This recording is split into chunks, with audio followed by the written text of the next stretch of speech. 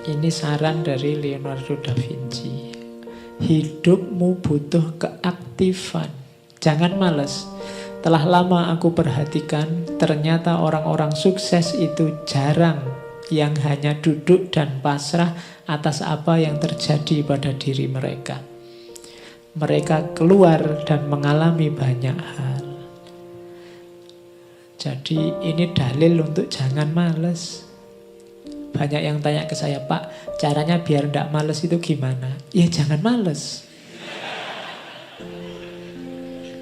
Tidak ada caranya, pokoknya jangan males saja. Kalau kamu merasa, wah saya ini males, ya sudah bangkitlah. Paksa dirimu untuk bangkit, cuma itu. Dan biasakan untuk beraktivitas, cuma itu. Karena manusia itu hidup dengan apa yang dia biasakan. Kalau kamu biasa santai-santai, kongko-kongko, enak-enakan, ndak ngapa-ngapain, ya kamu akan terbiasa dengan itu. Maka satu-satunya jalan keluar dari zonamu, aktiflah. Jadi kuncinya itu. Katanya Leonardo kan, saya sudah cek sendiri. Semua orang sukses itu ndak ada yang dengan diam dan pasrah. Sukses di bidang apapun, sukses di bidang apapun. Tapi saya suksesnya ingin di bidang sufi ya Pak, yang pasrah, rela misalnya. Iya. Loh, mbok anggap sufi-sufi itu terus diam saja? Tidak. Mereka mengejar Tuhannya, mengejar anugerahnya, mengejar ridhonya. Oh, mereka justru tidak tidur siang hari, malam hari, isinya ibadah. Tidak ada yang kok males-malesan itu, tidak ada. Jadi kamu cita-citamu apa saja, tidak akan sukses kalau kamu hanya duduk dan pasrah. Tapi sekarang bisa loh Pak, jualan, pegang HP sambil duduk-duduk. Iyalah, tapi ya tetap nggak bisa diam saja. Jadi rumus pertama itu, kamu harus aktif. Dan rumus keaktifan itu kalau di Islam kan jangan dibayangkan kayak 1 tambah 1 2. Keaktifan itu upaya kita bergerak. Tidak usah dipikir hasilnya. Kadang-kadang karena mikir hasil ini kan terus kita jadi pesimis. Alah Pak, saya kejar kayak gimana pun yo, tidak mungkin kelihatannya kan terus itu. Karena kamu bergantung pada amalmu, bergantung pada tindakan. Jangan, bergantungnya pada Allah. Kamu bekerja, kamu beraktivitas, kamu bertindak, itu ya karena sunatullahmu sebagai manusia. Hasilnya apa itu urusannya Allah, tidak usah kamu pikir. Jadi jangan salah identifikasi. Tugasmu cuma bergerak.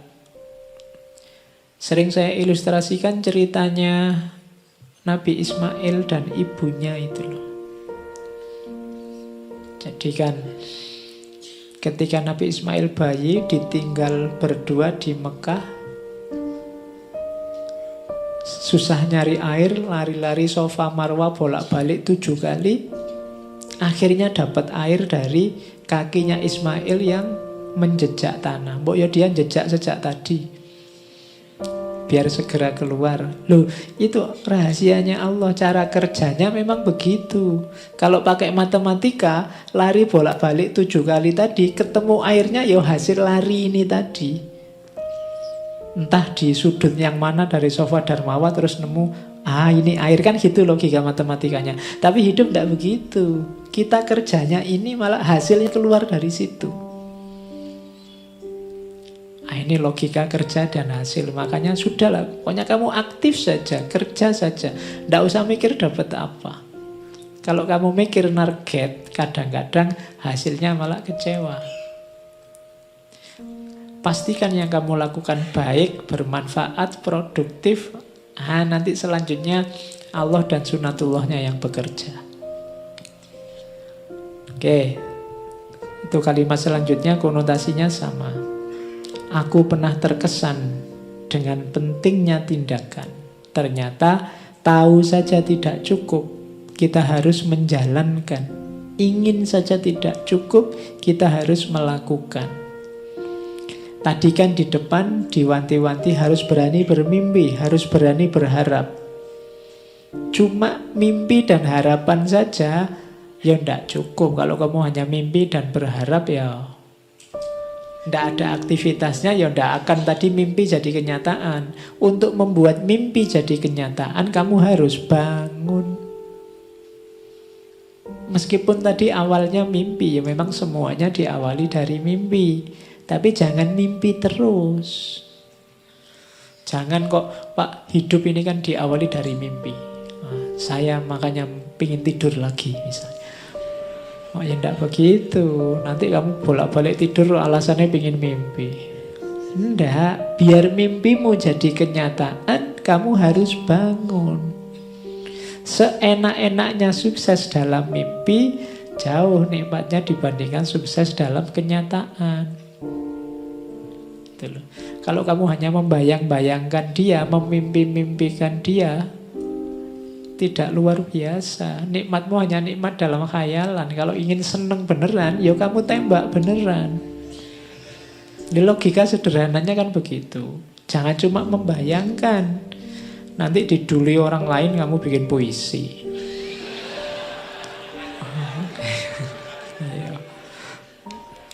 Oke ya, terus. Ini analogi dari Leonardo da Vinci. Besi berkarat karena tidak dipakai. Air yang diam akan kehilangan kejernihannya dan dalam suhu rendah dia akan beku. Demikian juga dengan ketidakaktifan akan melemahkan pikiran. Maka kita harus merentangkan diri kita sampai batas akhir kemungkinan. Kalau kurang dari itu berarti dosa. Baik pada Tuhan maupun pada manusia. Itu maksudnya apa? Wujudkan potensimu, gunakan fasilitas, kekuatan, daya yang diberikan oleh Allah 100% semaksimal mungkin. Kalau tidak berarti dosa. Kenapa? Allah memberi kita sia-siakan. Allah memberimu mata, memberimu akal, memberimu tenaga, kekuatan, telinga. Semuanya ini kan fasilitas dari Allah. Manfaatkan semaksimal mungkin untuk kebaikan, cita-cita, kebenaran, cita-cita, keindahan yang kamu miliki. Kalau ada yang tidak kamu gunakan atau kamu gunakan setengah-setengah, katanya Leonardo ini, berarti kamu sedang berdosa. Pertama, dosa pada Allah karena menyia-nyiakan anugerahnya. Kedua, berdosa pada manusia yang lain karena kamu harusnya bisa memberi manfaat besar tapi tidak jadi karena kamu malas. Jadi itu pesannya Leonardo. Kalau hanya dilihat pesannya saja kan tidak terbayang orang seperti Leonardo bisa ngomong kayak gini. Kamu ngertinya kan cuma lukisan-lukisan dan inovasi-inovasinya. Tapi tidak akan lahir orang sebesar itu kalau tidak punya filosofi hidup yang hebat. Dan ini diantara filosofi hidupnya. Jangan jadi kayak besi yang diam, karena sedahsyat apapun, sekuat apapun besi, kalau dia diam, maka dia akan berkarat. Air juga begitu, kalau diam maka dia kehilangan kejernihannya, dan kalau suhu turun dia akan beku. Pikiranmu juga begitu, kalau tidak sering digoyang dia akan beku. Kalau dia beku tidak bisa dimanfaatkan. Oke, terus as you cannot do what you want what you can do. Kalau engkau tidak bisa melakukan apa yang engkau inginkan, maka inginkanlah apa yang bisa engkau lakukan. Nah, itu penjelasannya ya. Jadi ya mimpilah, berharaplah, cuma yang terukur, yang bisa engkau lakukan. God sell us all things at the price of labor. Tuhan itu menjual, apa menjual itu? Berdagang dengan kita, memberikan pada kita segala sesuatu. Tapi ada harganya. Harganya apa? Labor, kerja. Kalau kamu ingin dapat sesuatu, kalau kamu ingin menghasilkan sesuatu, mewujudkan sesuatu, akan diberikan oleh Tuhan, tapi tebuslah itu. Ada harganya. Harganya apa? Kerja. Jadi kerja itu harganya, jangan diam. Makanya kalau dalam Al-Quran, innallaha la yughayyiru ma biqaumin hatta yughayyiru ma bi anfusihim. Jadi perhatikan kalimatnya, innallaha la yughayyiru. Berarti yang merubah tetap Allah, bukan kita. Kapan Allah merubah? Kalau kita yughayyiru, kalau kita bergerak, berusaha mengubah, nanti Allah akan datang mengubah. Tapi kalau kita diam saja, Allah tidak akan mengubah. Jadi perubahan terjadi karena anugerah Allah. Tapi kapan anugerah Allah datang? Kalau kita beraktivitas, kalau kita berusaha, bekerja untuk mengubah. God sell us all things in the cost of labor. In the price of labor. Oke, terus. Nah, kalau ini agak spiritual. Once you have tasted flight, you will forever walk the earth with your eyes turned skyward. For there you have been, and there you will always long to return.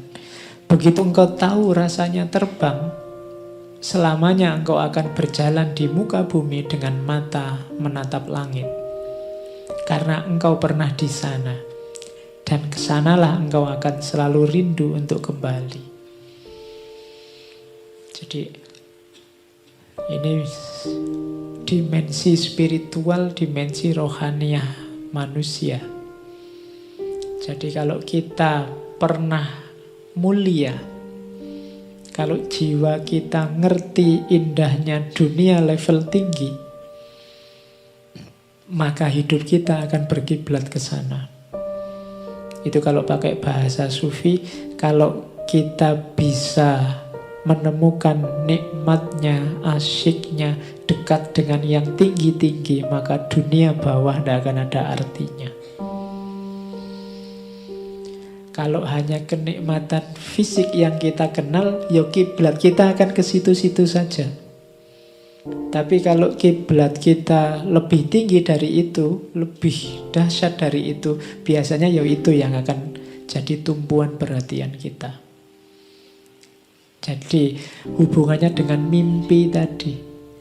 Mimpimu setinggi apa? Itu biasanya sejauh pengalamanmu. Anak kecil yang belum mengalami apa-apa, mimpinya mungkin hal yang rendah. Pingin punya mesin yang bisa mengeluarkan permen terus misalnya. Pingin punya, itu kan karena dunianya itu. Makanya coba lihat Doraemon itu. Bisa keluar mesin macam-macam. Tapi kan yang diminta yang sesuai kebutuhan anak kecil sebesar Doraemon. Coba kalau kamu yang punya Doraemon, wah bahaya. Yang kamu minta mesti yang aneh-aneh. Kenapa bisa beda? Level dunia yang pernah kamu alami, dunia idealmu hanya selevel itu. Gitu loh. Kalau kamu ngerti dunia level sangat tinggi, kalau itu kan skywalk, dunia atas. Kalau dalam dunia sufi mungkin ya, kalau kamu ngerti indahnya dunia dekat dengan Allah, mungkin mesinnya Doraemon kamu minta, aku minta alat yang bisa dekat sama Allah terus ngono. Tapi kan tidak mungkin begitu. Karena yang punya Doraemon anak kecil, yang diminta level anak SD.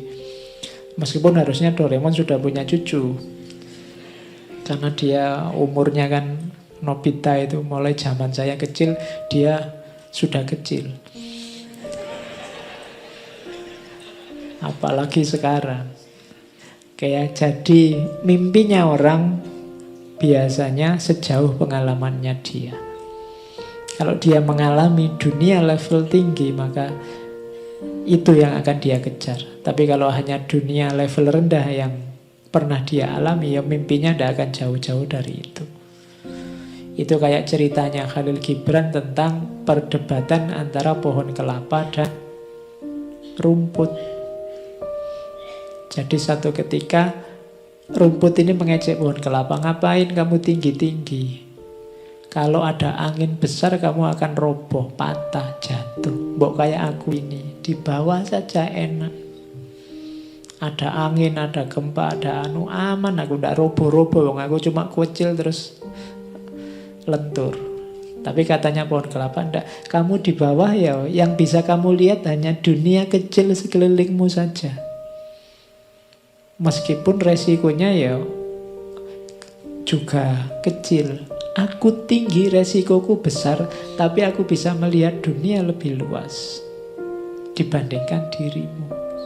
Ya memang beresiko, mungkin ada angin, ada gempa, ada apa, aku akan roboh mati. Tapi aku sudah tahu dunia yang lebih luas dan lebih indah. Sementara engkau mungkin umurmu panjang, tapi ngertimu hanya itu-itu saja. Nah itu kamu cari di buku-bukunya Khalil Gibran ada. Oke, terus nah ini kamu ingat-ingat ya. Tipuan paling besar yang dialami oleh manusia itu bukan karena ditipu orang lain, tapi karena ditipu oleh pandangannya sendiri. Banyak orang yang tertipu, terjebak oleh pandangannya sendiri.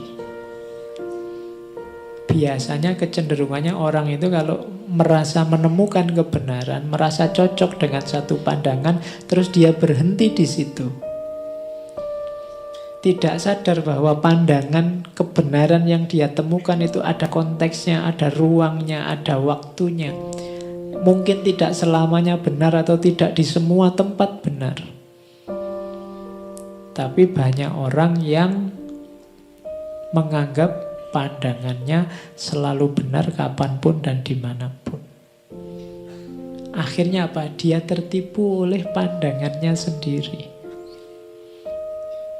Jadi ya hidupnya akan susah karena pandangannya sendiri. Jadi coba kamu cek ya dalam hidupmu, mungkin kebenaran-kebenaran, wawasan-wawasan, pemahaman-pemahaman yang kamu miliki, jangan-jangan itu yang membuat hidupmu susah.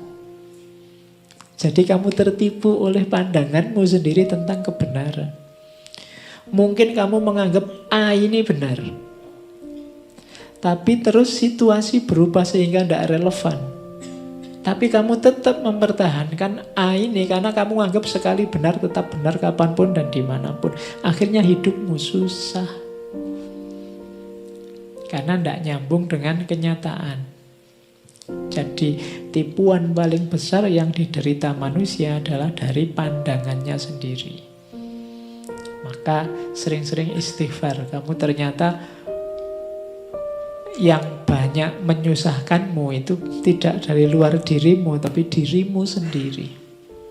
Engkau sendiri yang menyusahkan dirimu sendiri. Maka hati-hatilah dengan pandanganmu, perspektifmu, pemahamanmu. Terus kalau ini tidak perlu saya jelaskan ya, pengalaman adalah penuntun terbaik dibandingkan kata orang. Secanggih apapun kata orang, dia akan kalah oleh pengalaman. Puluhan orang bilang warung di situ ndak enak. Begitu kamu ke sana, lah kok enak? Yang kamu percaya kan pengalamanmu dan bukan kata-kata banyak orang tadi. Ilustrasinya begitu. Jadi pengalaman adalah penuntun terbaik dibandingkan kata orang.